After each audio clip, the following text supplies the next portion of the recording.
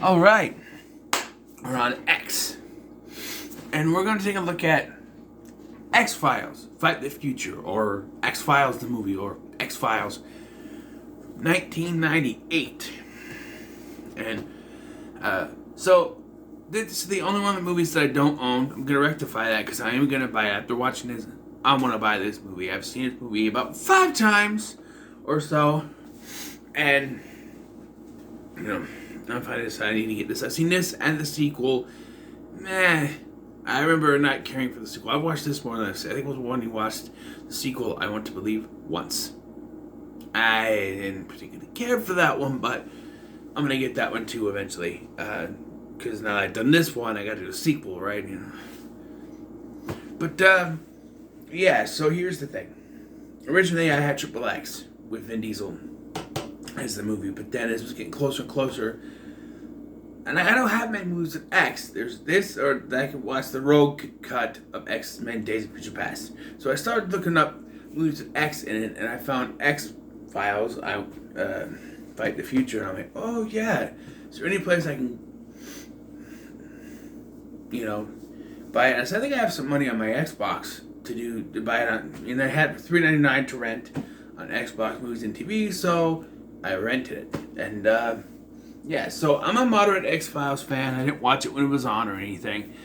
I was one of those who caught the reruns sometimes when they'd have them like late night on Fox, or in syndication, running in syndication, stuff like that. And the movie was actually the first thing I ever saw of X-Files. My grandparents rented it. I don't know if they watched it, but maybe they did.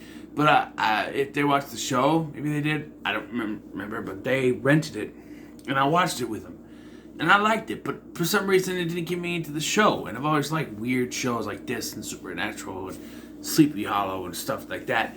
That involved that. And Warehouse 13 was another one that I was sort of into. It wasn't really,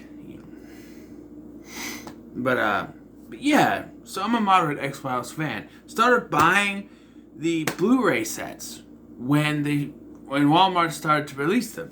I got the first 3. There's season 1, season 2, and season 3. And I was like, okay, I'll just get them as they show up in Walmart, right? Then after season 3, they haven't put another season in Walmart. And I was like, what? I was waiting and waiting and waiting, and partially because they've done some remodeling and stuff, so now they got certain things. This was back when they had like a whole shelf. It was a bigger electronics thing. They had a whole shelf for the TV things, and they had a bigger section and everything before they squished everything. And yeah. So you don't get individual seasons set anymore unless they're new ones. But yeah, so let's talk about the movie. The movie takes place in between seasons 5 and 6. Now, even with the seasons I have, I've only watched partway into season 2. So I'm not too into what's going on here. So I don't know everything you need to know for this. But we start in northern Texas in 35,000 BC.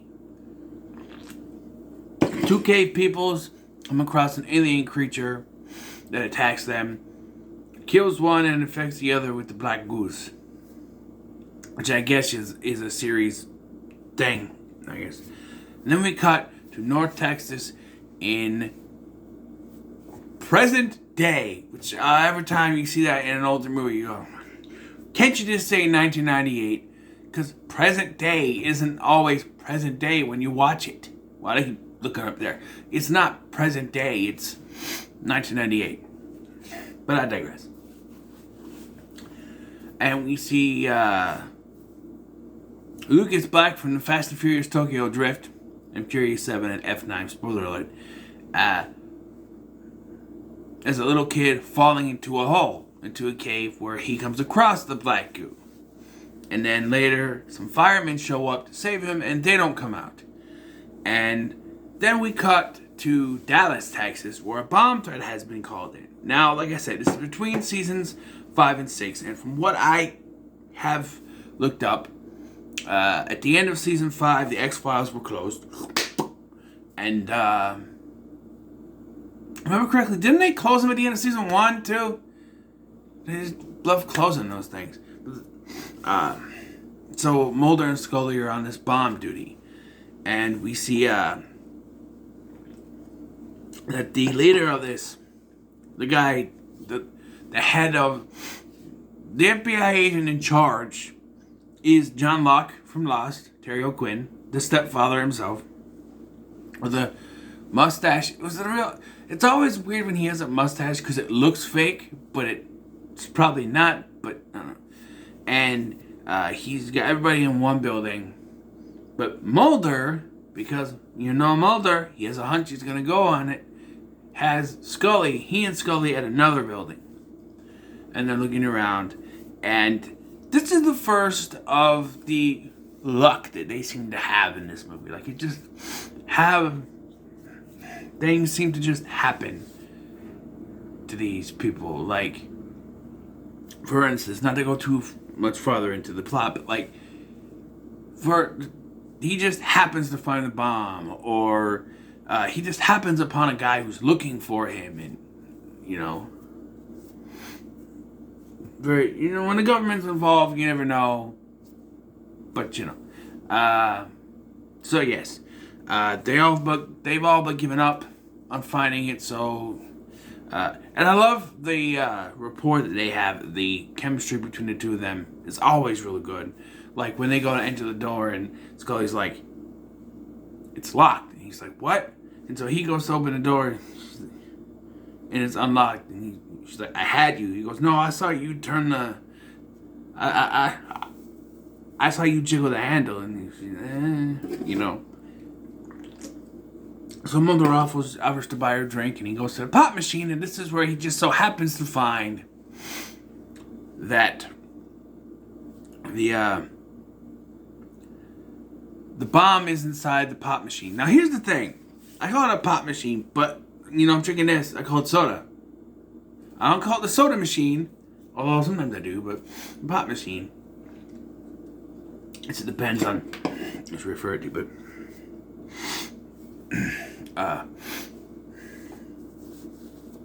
but yeah, and the bomb's in there.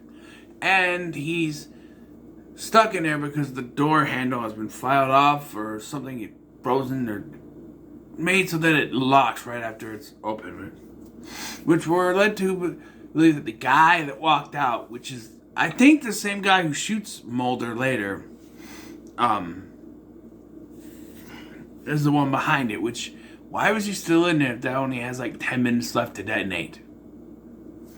I don't know. But he tells Scully doesn't believe it first, but then she brings, John Locke over. They break down the door, and he tells him he can disarm it, and tells everyone to leave and to evacuate the building. So they do, and then the bomb goes off. And they say that besides John Locke, Special Agent Locke, there were 5 other bodies of the little kid and the 4 firemen.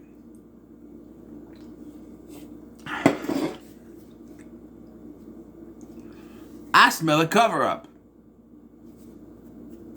Of course, Mulder can't let this go, and they're going to be separated and transferred to different places because, of course, they are.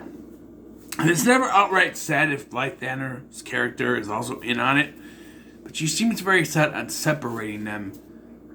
I don't know, Skinner's also there, but,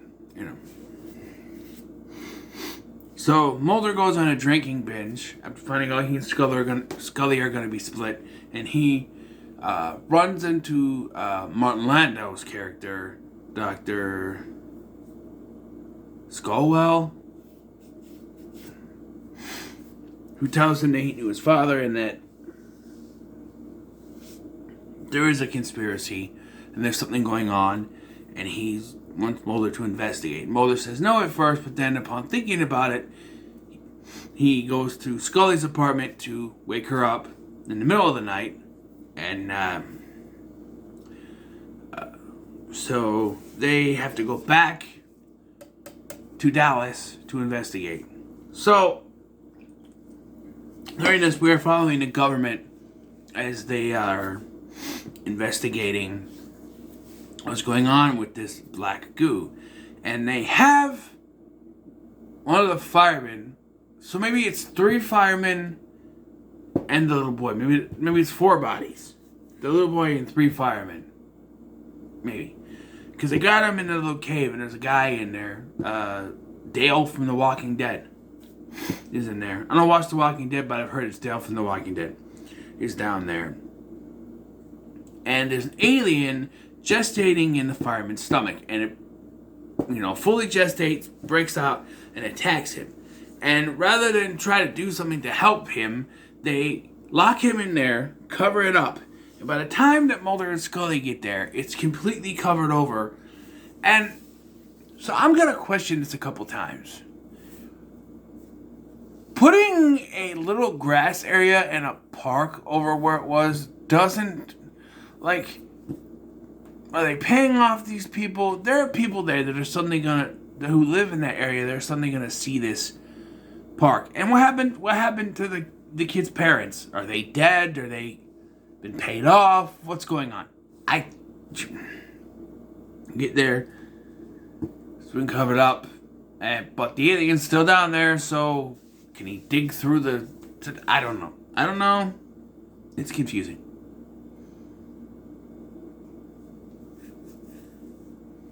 Maybe he dug his way to Arizona, and where David Duchovny in an alternate life is a college professor with Orlando Jones, and Sean William Scott is trained to be a fireman, and they're evolution. It's evolution, which is a good movie, by the way. But I think so. But so they start to follow the tankers that the 3 little kids tell them went in that direction or whatever direction. And then they get to a fork in the road, and they're like, which way do I go? Left or right? And Mulder decides, I'll just go straight. And he's got his hunch, and she's like, are you sure you know what you're doing? He goes, can you tell me whenever I've been wrong, at least when I'm driving? And so they come to a dead end. You can tell by the look on Scully's face, she's had enough. She's like,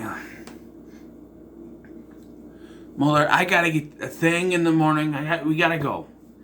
But then a train just so happens to be coming by carrying the tankers. And again, the look on Scully's face, like, oh shit, here we go again. So they chase after it, which leads them to a cornfield in the middle of bumfuck nowhere, Texas. And Scully asks the question, who'd be growing corn out here? No one. It's obviously a government cover-up, although we gotta talk about cornfields. I understand in the middle of Texas, a cornfield would look normal. But the cover-ups that they have, I don't know. They get into the facility and they find there's a bunch of bees in there that fly out. And not one of them actually sting them when they're flying around, which is weird. But they get out and they make it back to DC just in time, wouldn't you know it, for Scully's thing. And this is where we find out that there is a bee that stowed away in her collar. Bullshit. There's no way it would have lasted that long. It would have flew out and stung someone else. You'd be fucked. The government would be fucked. That bee would have flew out and gone somewhere and stung somewhere else. And who knows? Well, then again, if it's just one person that gets stung, they'll figure out. I don't know. But I'm just saying, especially if it's still in Texas. I just think it's a bit of a stretch. Like I said in my last review with Weekend at Bernie's, stretching the believability. I don't think... And even then, it stays on her collar through this until later when she talks to Mulder, just as they're about to kiss, it stings her because we can't give the gratification to our audience. Not yet. And, so Mulder calls 911 And some people show up to take her into the ambulance, but it turns out it's the government guy from earlier, and he shoots Mulder in the head. And the off-the-shelf reviews, they said this would be where, if it was an episode, it'd be cut off. And I could see that. He gets shot, he's laying there, it says to be continued, and then we pick up in the hospital. And Mulder wakes up in the hospital, he's, the lone gunmen are standing above him. And then Skinner walks in. And Mulder's like, I gotta get to Scully, I gotta find her. He says, we don't know where she is. He goes, I think I know a guy who will know, which is Martin Landau. Martin Landau has a small role in this, and what I failed to mention is that when Mulder goes to his apartment, or wherever he lives, wherever Martin Landau lives, there are government agents there who are claiming he has child pornography. Bullshit, it's another government. Even then, when he talks to me, he's like, was it this time? Kiddie porn? Something like that. So it's a government cover-up, but you never know situations like that. But, he was Geppetto, so I'm going to say bullshit. Okay? No man who create a little wooden boy could be into that. Then again. So anyway, Mulder, disguised as one of the lone gunmen, is able to get out of there. And he sets up a meeting with Martin Landau. Martin Landau is murdered by the well-mannered man. And I should mention, throughout this film, we do see the cigarette-smoking man doing government cover-up things. And I should mention, I found out for the first time today, and you may already know this, that the cigarettes he is smoking are not real ones. The actor quit smoking in the 70s, and when he got the role, he was asked whether he wanted to smoke herbal ones or regular ones. He just, he's like, I'll smoke the regular ones, but then in fear of getting, addicted again, he switched to the herbal ones. So, yeah, they're not, when you see him smoking, they're not real cigarettes, so. He's a great villain, this guy. Anyway, the well-mannered man, the well-manicured man, whatever it is called, the well-manicured man, gives him an antidote and says, you have 96 hours until it's too late to inject her. He gives him coordinates, which leads him to Antarctica. And I was like, what? Because at first I'm like, what do you mean you need to know where she is? Texas! Dallas, Texas. Isn't that where they'd bring her? No, apparently it's all the way to fucking Antarctica for some reason. And this is where he goes down. And he finds her, again, by pure luck, finds her, and injects her with the stuff while she's still hooked up to the system. This infects the entirety of the alien spaceship that they're inside. And for the most part of this movie, the effects are okay, because it's basically just straight stuff. It's not big special effects things. It's just basically, when I mean street stuff, I'm like, they're just basically running on the street, maybe shooting some guns, nothing major. Here, though, we get alien spaceship stuff. And it's a little wonky. I mean, this was 1998, so it's not going to be perfect. It's a little wonky. But, yeah, and there's some, screen stuff. Better than the screening in James Bond movies, the early ones anyway. But, yeah. You can tell. And, the alien spaceship flies up. And he's like, Scully, look. She's like, I saw it. Proof, right? And then we cut back to DC, where I think all the proof she ever had is gone, of course. And they've covered up everything, which they've done with another virus, which is like, what does that mean? Because, there's really no infection thing going on, so I don't understand. Virus. I don't know. But,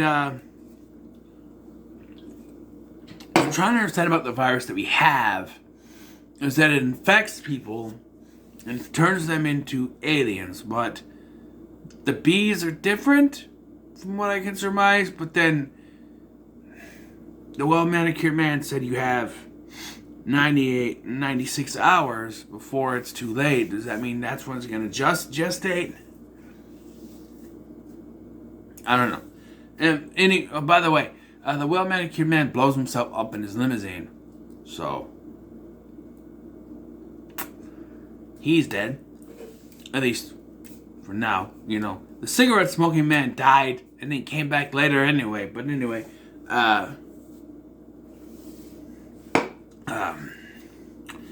so, you know, they try to... Scully gives them the B. Like, and this is where I'm kind of iffy on if Blythe Danner's character is in on it or not, because she's saying that there is no evidence. Everything she's saying is so fantastical and unbelievable. So she gives her the B, and she's like that's the evidence or whatever, and she leaves. And Mulder's sitting out there with the newspaper with the cover up, and then we cut to Tunisia for some reason. We're in the middle of the fucking desert. They have a cornfield.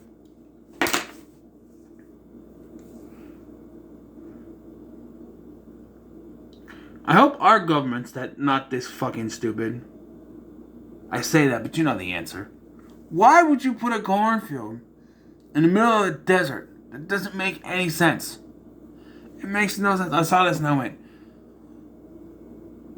I saw Jackie Chan. Why? Why is there a cornfield in the middle of the desert? It makes no sense. They're doing this all over again.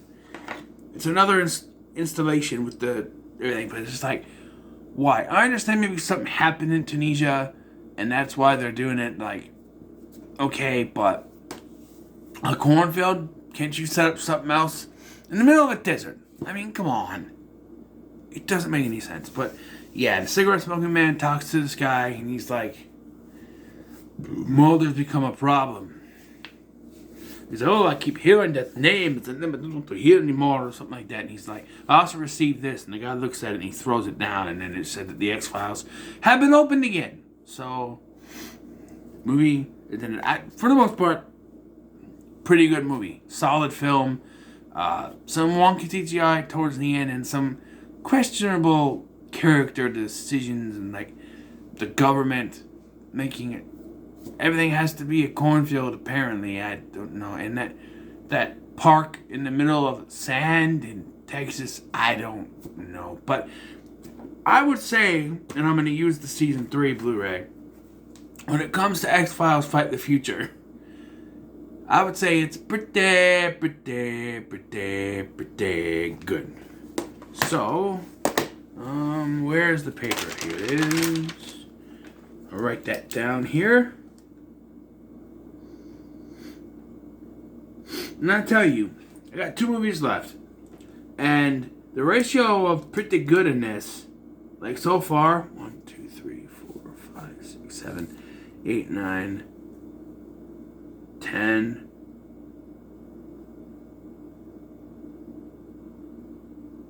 11, 12, 13, 14 pretty goods to 1, 2, 3, 4,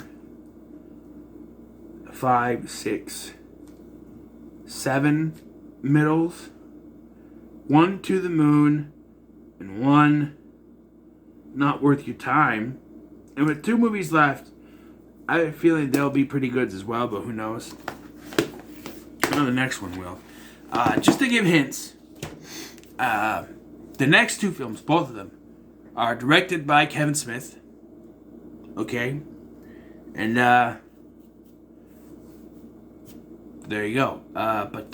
So what are your thoughts on X-Files Fight the Future? Let me know in the comments below. Make sure to like, share, and subscribe. Thank you for watching. I've been Scotty, and I'll see you in the next one.